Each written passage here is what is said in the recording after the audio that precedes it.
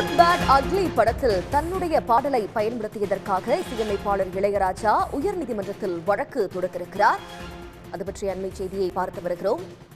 Good bad ugly படத்தில் அனுமதி பெறாமல் தன்னுடைய பாடல்களை பயன்படுத்தியிருக்கிறார்கள் என்று இளையராஜா தரப்பு வழக்கறிஞர் குற்றம் சாட்டியிருக்கிறார். இது பற்றி கூடுதல் தகவல்களை தருவதற்காக சிறப்பு செய்தியாளர் ரமேஷ்குமார் இணைகிறார். ரமேஷ்குமார், விவரங்கள்.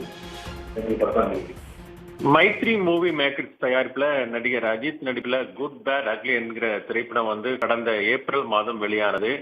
இந்த திரைப்படத்துலதான் இளமை இதோ இதோ ஒத்தரு பயம் தாரேன் என் ஜோடி மஞ்சள் குருவி ஆகிய பாடல்களை அனுமதி இல்லாம பயன்படுத்ததாக கூடிதான் இசையமைப்பாளர் இளையராஜா சார்பில் அவரது வழக்கறிஞர்கள் கே தியாகராஜன், ஏ சரவணன் ஆகியோர் சென்னை உயர்நீதிமன்றத்துல வழக்கு தாக்கல் செய்திருக்கிறார்கள்.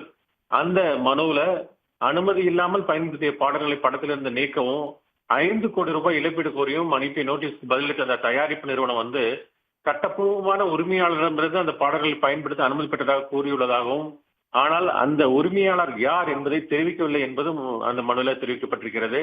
தனது அனுமதி இல்லாம பாடல்களை பயன்படுத்தியது பதிப்புரிமை சட்டத்துக்கு விரோதமானது. அது தன்னுடைய இசை படைப்பு என்பதனால படத்துல அந்த பாடல்களை பயன்படுத்த தடை விதிக்க வேண்டும், மேலும் சட்டவிரோதமாக பயன்படுத்தியதற்கு உரிய இழப்பீடு வழங்க வேண்டும் என்றும் அந்த மனுவில் கேட்டுக் கொள்ளப்பட்டிருக்கிறது. இந்த வழக்கு தான் வருகிற திங்கட்கிழமை நீதிபதி செந்தில்குமார் முன்பு விசாரணைக்கு வர இருக்கிறது.